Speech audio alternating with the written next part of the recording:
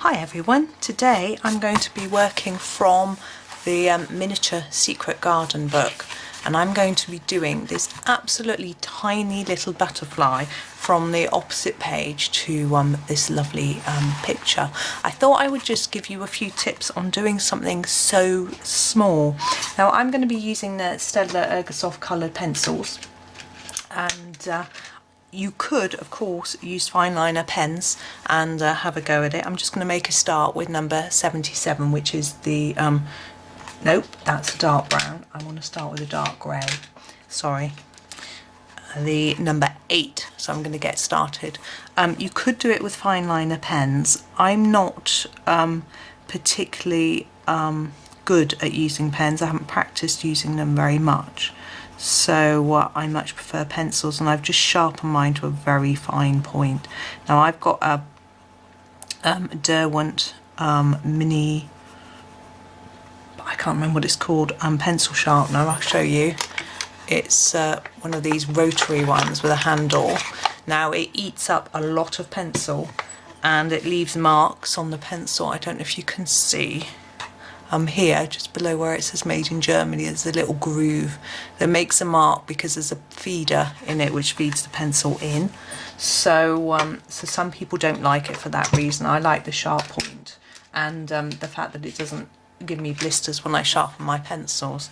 Now, I'm going to switch to number 80, which is the light grey colour, and just do a little bit more on this centre part of the butterfly.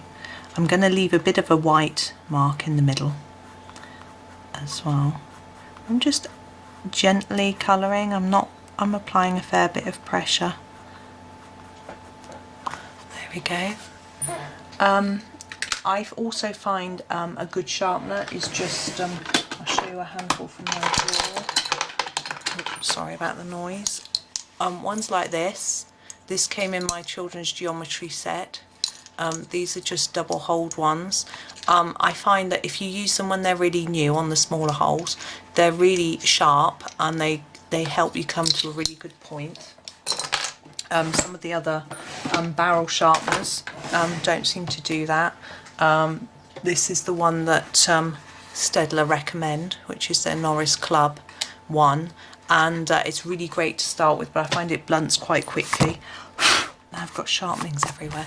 Okay, so now we're going to do some colour for the wings. Now I think I'm going to go for some purples, and I'm going to start with the dark purple, which is number 6, and near the middle. Now Johanna's done all this intricate detail. It's too small, so I'm just going to colour over the top of it. Normally I like to do some sort of different highlights and things with the lovely patterns that she's drawn, but for something this small it's just not very easy. So I'm starting darker towards the body of the butterfly and then just lighter towards the edge, and it's quite limited in what you can really do with something so small. But it's I find it quite fun doing a little tiny thing like this. It's quite satisfying. You get to finish it quite quickly as well. So same on this side, darker towards the centre where the body is, because I feel it might be creating a little bit of shadow on those wings, and then lighter towards the edge.